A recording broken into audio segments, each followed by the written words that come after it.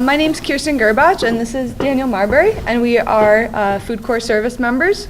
We work in partnership with the Michigan Land Use Institute and Diane Connors. We are also working now within a team of farm-to-school educators, including Pam Bardenhagen. I think she's in the room today. Yep, Pam and Michelle Warden. And I'd like to start with a school garden.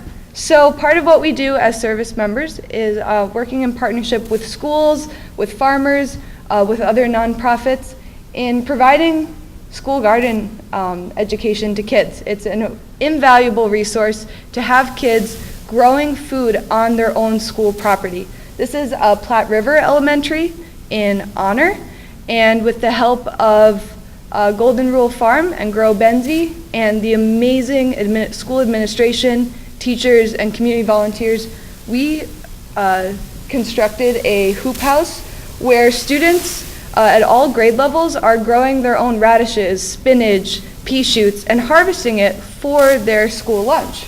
This is the day that the fourth graders prepared a spinach salad with pea shoots for their whole lunchroom to enjoy. And that school garden engagement is one of the first steps for kids to really embrace and get excited about fresh, healthy food. And what's more local than at your school site? Also here, this is at Interlochen Elementary. Farmer Mike McHugh of Cedar Soul Farm, whom some of you might know, came to Interlochen, donated his time to help us set up our own library hydroponic garden system. The students got the experience from seed to, well, soon to be harvest. We haven't yet harvested our kale or Swiss chard, but they were all the second graders and third graders with Mike McHugh started the seeds and transplanted them, and we're really looking forward to harvesting it. So the location of the hydroponic farm in the library too means that all grade levels get to see the plants growing, and we will harvest it together. This is at Northport School. This was last spring where we built a school garden with the help from amazing Master Gardener volunteers, some of you who are in the room today. Teachers, parents, students came out to build it, and teachers at that school have really taken hold of the garden space as an extension of their classroom. So this fall, I had the joy of gardening with students and harvesting carrots and radishes and mustard greens that we assembled into a rainbow salad. And I'm really excited about the school gardens for this spring. Now, in addition to teaching kids how to grow their own food, we connect them with people who grow food for a living and are farmers.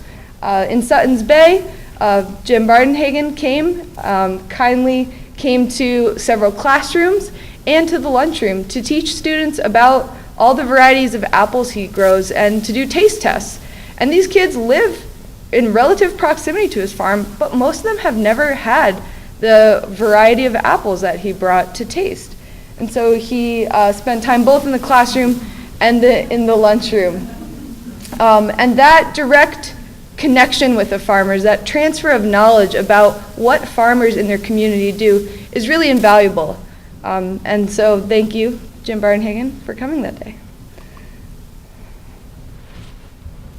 All right, and so we're also engaging the creativity of some of our community members. This is author Dick Evans, who joins us today, and he's come to several of our schools. This is his visit to Central Lake Elementary, where he read his book entitled Discovering the Magic of Rainbows, which is a story about the importance of eating a rainbow diet. And so through his colorful illustrations and a fun storyline, it exposes students to the concepts of eating a variety of foods. And Dick and I had the great experience and incredible observation that if we served a salad bar in class almost identical to the one that they see every day on the lunch line, where the food service staff typically have trouble getting students to participate and consume all the food that they take. If we served food right after his storybook reading and cartoon illustration when they're distracted and just kind of wowed by this engaging activity, we had almost 100% participation from our kindergarten and first grade students that day, going through creating their own fun rainbow salad. And then a lot of those students I saw again at lunchtime when I was on the salad bar. So it really helps to engage all of those community aspects. Also engaging our chefs. This is Chef Laura McCain who joins us today. She was at Traverse Heights. She's come to several of our school sites. This day she was teaching students it's a braised carrot recipe with warming spices. And so she presented this cooking demonstration, and who can refuse carrots steaming in a pan, especially after all the liquids cooked off and they have this beautiful nap coating with spices. All the students enjoyed tasting them there, and they were served again at lunchtime. And I actually saw Laura at the Food Hub Network meeting, and she told me that the carrots, preparing this recipe, they haven't tasted any better than they did that day because we were serving Providence Farm local carrots. So they were, Ryan's a member of Nick's Consortium, and it was fresh from farm to school, and they really were a hit. We served the same recipe as a full lunchroom tasting, just taking Laura's recipe and passing it on to the food service who helped us with the preparation, and they were a big hit that day. We're also engaging with farmers from an access perspective. This is a new farm who we've begun working with this winter. This is Sweeter Song Farm, Jim and Judy Schwantes.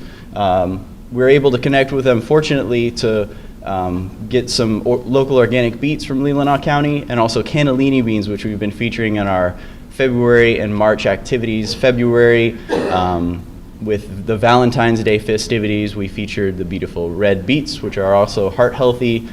We prepared a raw heart beet. It was just a mandolin slice of a beet, punched out with a cookie cutter in the shape of a heart, and they were a wild success. I wanted to read you the voting count from Traverse Heights when Kirsten and Michelle served them. We had 99, so there's a 3-grade system: like it, love it, tried it. There were 99 love it's, 16 like it's, and 24 that said they tried it. That was 53% of the students participating in the lunch program that day, and that represents 70% who said that they loved it, who actually tried those beets. And we had similar success in our other schools, so we're really fortunate to have that high quality local product that students could try for often their first experience of beets. And then cannellini beans that we've been serving this month have been part of our feature of beans as a seed that we eat as we move into the gardening season in schools. So I wanted to show you this. Not only are we working with new farms, we're cultivating those relationships with farms who have been around the table meeting after meeting after meeting after meeting after meeting to figure out how can we make this a sustained operation. So you can see on the salad bar there's 2 posters. These are farmer baseball card designs that the Taste of the Local Difference marketing program put together. It's Mark Coe of Calvin Lutz Farm and Nick Welty, who just spoke to us. They were featuring products on a rainbow salad bar day at Traverse Heights Elementary. We have peppers, broccoli romanesco, and broccoli from Mark Coe's farm, and Nick's mixed salad greens. And so by putting these products in front of students, they were noticing the quality. The broccoli romanesco, I remember at that school particularly, was a huge hit. The food service came back to us and told us that it was a really successful product, and we were able to source that through Cherry Capital. That's a product they provide to schools.